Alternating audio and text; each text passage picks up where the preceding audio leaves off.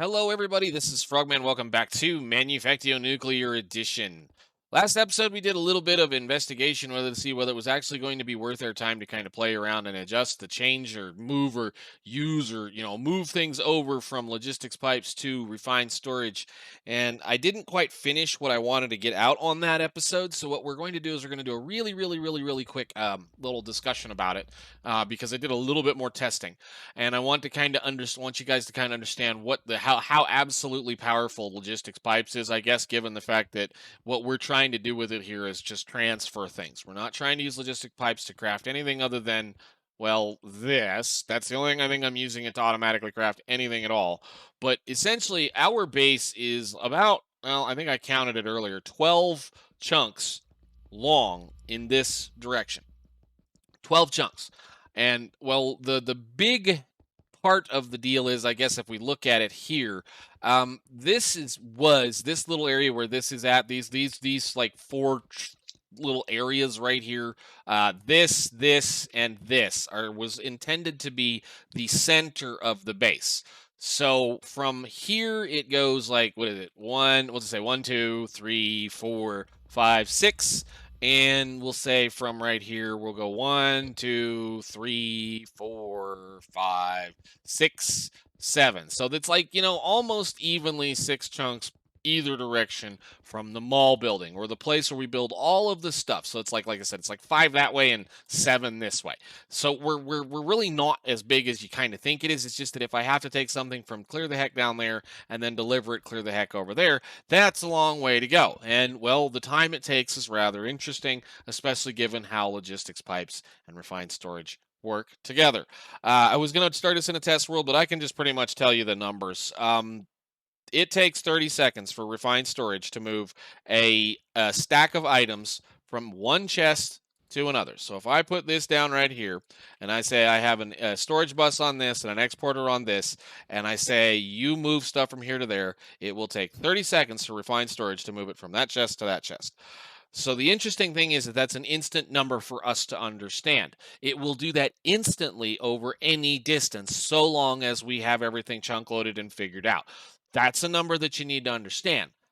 It's going to take 30 seconds. Given the fact that if we look at stack upgrades, the only way to make it any faster really would be to be building these.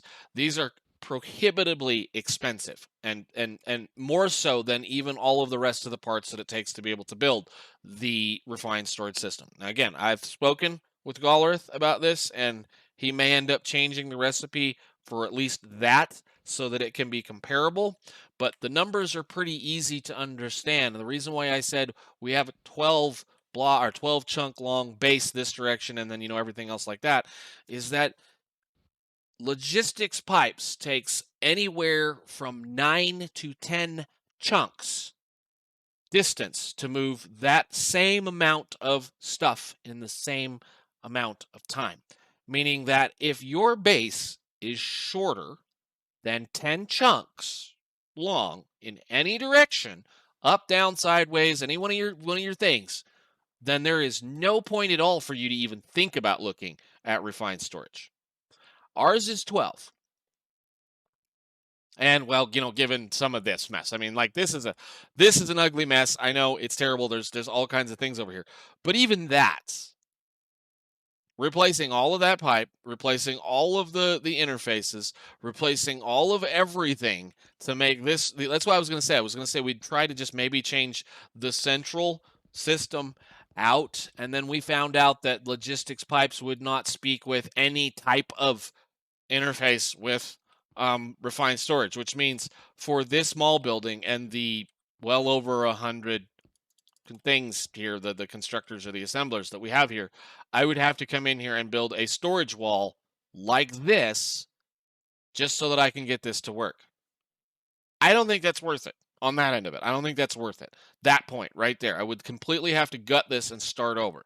The other problem that I'm going to have, and this is a big problem that I'm going to have with refined storage. I think refined storage will actually do it over applied energistics.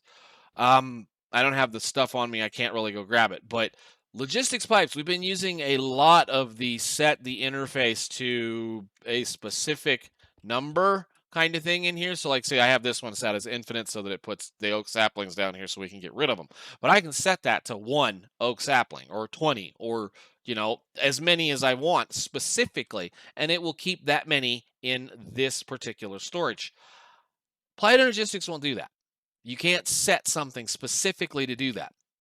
Refined storage, I believe, has a setting, I think, that will allow you to adjust the number that you put in an interface. I don't remember, but of that point right there, the reason why I would care about that is this one right here. Is it this one? This one? Yeah. I don't want to fill that interface up full of chemical plants. I don't want to fill that interface up full of electric furnace packages. I don't want to fill this interface up full of assembly machines. I want 1 or 2 in there. That's it. I don't want any more than that. Some of these other things, there's no point in letting something sit in there, a stack of stuff sit in something like that. So again, it's kind of I don't know. I think what we're going to do is we're just going to let it sit. I think we're just going to let it sit. We should have probably looked at it months and months and months ago. That's fine. It's great. It's wonderful. I did a quick test in the other Manufactio world, one of my other old test worlds. It's the only other pack I have still installed that has Applied Energistics in it. And after Applied Energistics warmed up, because Applied Energistics will tend to be a little slow once it first starts. It took almost a minute to pass an entire stack of material in the first minute that it had set up. And then it increasingly sped up after that first minute to the point that it was transferring a stack in anywhere between 12 and 15 seconds. Which means on that number, your number would be 5 or 6 chunks for logistics pipes. I know we're kind of staring at the wrong thing. 5 or 6 chunks versus the 10 that refined storage will have to do in order to be able to match this. So again, it's all about a number thing of distance over time. And if your base is shorter than 10 chunks, or any one of your long runs is shorter than 10 chunks, you can pretty much stick with logistics pipes. Again, understanding that we don't even use any of the item speed upgrades in here. Where are they? Let me see. At logistics. At Logipipes. This one right here, this item speed upgrade, which is just a basic module upgrade that you make with a couple of little bitty things. So it's a blank module, pulverized gold, and a module contact. That will speed up the items in the pipe and extract, and it'll make it faster. We also have the access to the high-speed line tubes. If you have a really, really, really long distance, you can plug those things in. I had contemplated actually thinking about putting those in, but getting them to speak to work with getting those high-speed pipes in this system, or at least in this center one, would have not been worth our time. I don't think it would have actually probably made me pull my hair out more than any of the other projects we've had to work on so far. So yeah, again, I'm kind of not really gonna worry about it, I guess. And yeah, we're just gonna move forward, I think. So that being said, we're going to move forward. There's only one big mess of stuff we have left, and I'm going to look at it just like that. One big mess of stuff we have left, which is the space stuff. Now, space stuff, we have to deal with Launchpad, we have to deal with Spaceship, we have to deal with Suiting Up, which we are not going to do. We have the enchantments to be able to make our current armor as good as anything else, and we have the Gloop Theory. Now, this is just me guessing at this point. This is unusual stuff, appears to be matter broken down on atomic level, but with a liquid consistency. It also smells of raspberries. Good, I like raspberries. It's highly reactive, and can be turned into many other elements in a reaction chamber. However, and this is just a big guess on my point, you want a gloop bucket. And if I do a gloop bucket, there is no crafting recipe up here. It's just this, which means likely we have to go into space, go find a planet that has a lake full of this stuff, and bring a bucket back so we can start into that. Which means it is now time to start thinking about launching rockets or figuring things out. This is painful, but this is the way it should be. This is the way it should be. I need to figure out and get built 500 nitinol plates, 25 rocket control units, 50 circuit number 5s, and 100 heat shielding. We have the electric engines, we have the concrete, and we have the low density structures. We also have to be able to build a spaceship. Again, 100 nitinol plates, 100 rocket control units. We have the low density structures and 100 heat shielding.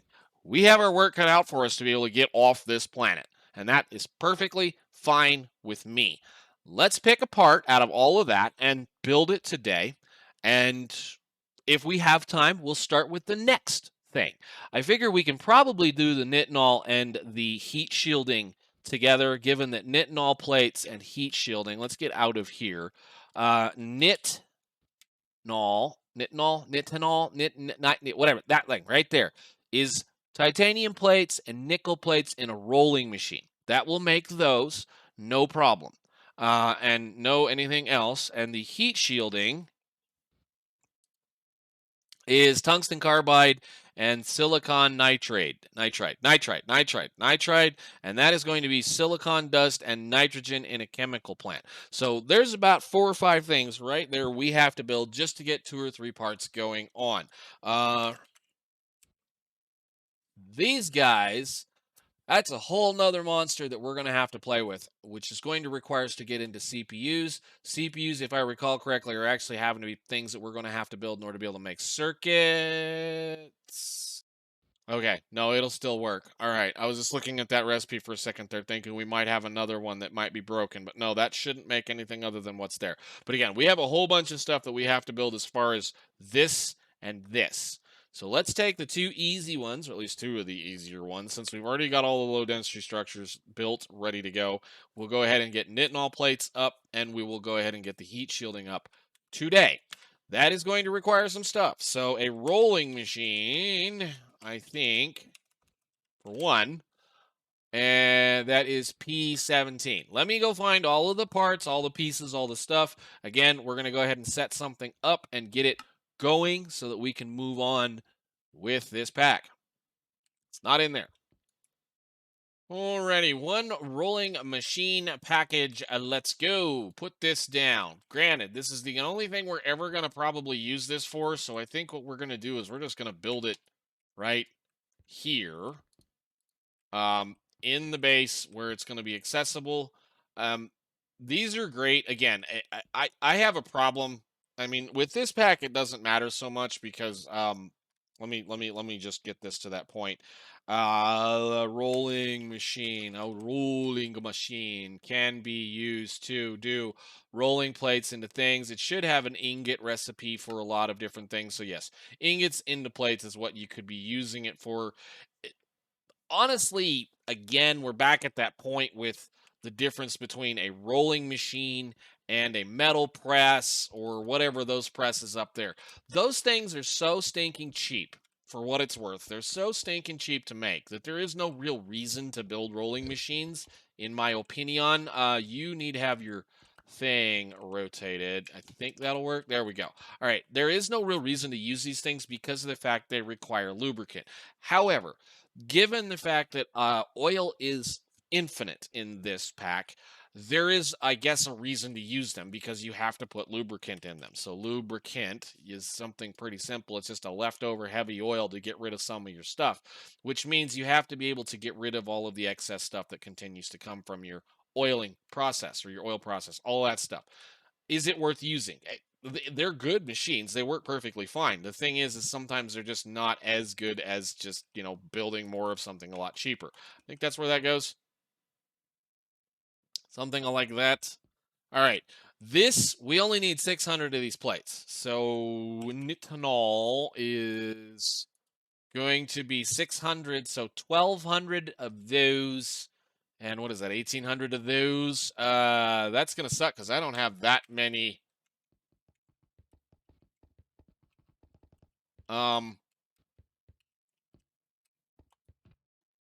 Yeah. Math. That's 28 and 29 stacks of nickel plate. Let's just grab all of the nickel plate that we currently have and a bunch of this kind of stuff over here. Where is those? And I'll take all of those. Thank you very much. And we'll go put this over here. Very simple, easy stuff. What did I do with this? Where is my pipe stuff? There we go. And I'm going to have to go set up more work than I thought I was going to need. So we're going to need to put one of these down. Inputs are outputs are right there. Inputs should be there. So you take all of those and, that. And then you give me another one of these. So this is what I'm going to have to do. I'm going to have to just fill things up. There we go.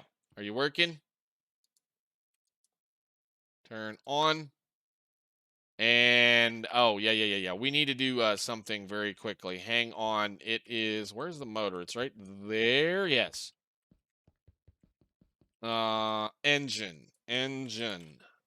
I need to be able to make one of those. So I need 2 upgrades, please. Click. I need to get to making the other upgrade as well. Come on. There you go. Thank you. That'll make it a little faster. Not much, but a little.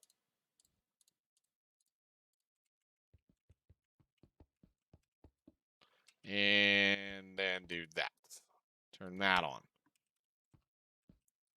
Okay, so that's going to be silly slow, and that's fine, but that'll make the knit and all plates that we need it to make. Again, 600 of them. That's going to be amazing. Let's see, I need one of you, and I thought I had some. I might need to make some more. I don't see them. I need to make some more of the little things. No big deal. I think actually what we'll probably do is just put a hopper down or something. Put a chest on the floor. Let's just do it the lazy man's way, like this. And doot, and don't fall in that hole. There we go. Cool. And those will just stack up in there. I'm going to have to go ahead and make a whole bunch of nickel plates, which really I don't think are that much of a pain in the tail. If I remember correctly, we should have a plate maker over here that is not doing anything somewhere in this line. Let me get that sorted, figured out, and then we can move on with the next step. I love it when you do a simple, easy project or something like you think is going to be simple as just putting a machine down and then realizing that, you don't have a specific thing that you need in order to be able to make the part that you don't have. We didn't even have so far as having nickel ingots, so I had to go build another furnace up top there so that we could feed our pulverized nickel back up to the top over here to make nickel ingots. The nickel ingots are then brought down to the pressing area over here. We're on top of one of these stacks. Up here somewhere is a box that's going to be containing the stuff that we need. And I should now be able to come over here and at least be silly and do things like this. So what I'll probably do is I'm pretty sure that thing has probably already worked through all the titanium plate. We have access to the plate register, the system right here, as well as, well, right here. What I may do is run a wire from here to there. And am I out of stuff? Please don't be out of stuff. No. Okay. We'll run this down here and then we'll connect it into the network. That way I don't have to sit there and continuously hand feed this thing over in this area. That will at least help us out for a little bit. This is a long process. It's going to take quite a while before it gets everything. Oh, yes, I forget. You keep your inventory when you break. I had forgotten about that. Let's put these over here. Did it fill it up already? Man, that's nice and fast. Good deal. You go in there with all the rest of the random junk that we're not currently using. And I think actually we needed a chemical plant. I don't think there's one in there though, is there? At least not in this one. I know they're over here. We'll get this done and those should stack now. Yes. Okay, good. You guys can go back in here and we'll just worry about this. I forget what it is. What is it? Hit. 1 second. We needed 28 stacks. The only problem with that is this thing is going to fill up with that much stuff if we let it run as well. So I think we'll just have to keep an eye on it, but I do want to at least make this work. Supplier, supplier, and you go one more, come over and down. And you can be this. Now, come on. What is it? Shift click? I forget. We'll do like that many of those, and titanium, titanium, do again like about that many of those. Since this is going to run slow, that'll just make sure that it doesn't get too silly and fill things up. There you go. All right, that'll run, and that will slowly over time make an awful lot of those things. I think that's the only thing we're going to use that for, right? Use on you, good sir, is making space parts, space boots, suit workstation, gloop. Okay, so we're going to need this going forward, and we need it for the solar panels, and we need it for the fueling station, and yeah, so that's fine. We'll just have to kind of work with this a little bit and hopefully try to keep it from being too silly. We'll be fine with that. So that should be the nitinol plates that we needed. The next thing we need is heat shielding. This stuff, which I think the hard part here is going to be the fact that we have to make tungsten ingots or tungsten carbide plates, which, how many did we need? All over said and done. 100 there and 100 there. So I only need 200 of those. 200 of those is going to be 1,000 of these. And that's not going to be hard, I don't think. We just need to make another chemical plant. And I feel that I don't have that. Do we have that? I do believe we do. What was it? Lost train, oh thought already. A31. Right there. Okay, you go back in here for now, and I really need to just grab all of this stuff out of here and put them in a box where they belong, because I have a box with stuff in them that we're not currently using very much of. All right, and that one can go in here too. This is for circuit 5s and associated components that needs to go into a chemical plant, which we should be able to do. Chemical plant. Give me one of those, I think. Now, are we ever going to need this for anything else? Use. Launchpad spaceship package. So we only ever need to make 200 of those heat shielding. So that means we can just use what's sitting right here, and then I can stick a chemical plant down here on the end and kind of plumb it in and make it work. Give me you, and that should be in our box over here. I had a bunch of them. Congratulations. Where are my blueprints? Blueprints, whatever things should be in here. Chemical plant, beautiful. And crap you into this and put you right here. Go, cool. So we'll set this down. We're getting quite the mess everywhere. I just did a little bit of looking, and I was gonna put the silicon nitride over, or nitride, whatever this is, over in the actual base. But I think what we're gonna do, this is chemicals 2, I believe.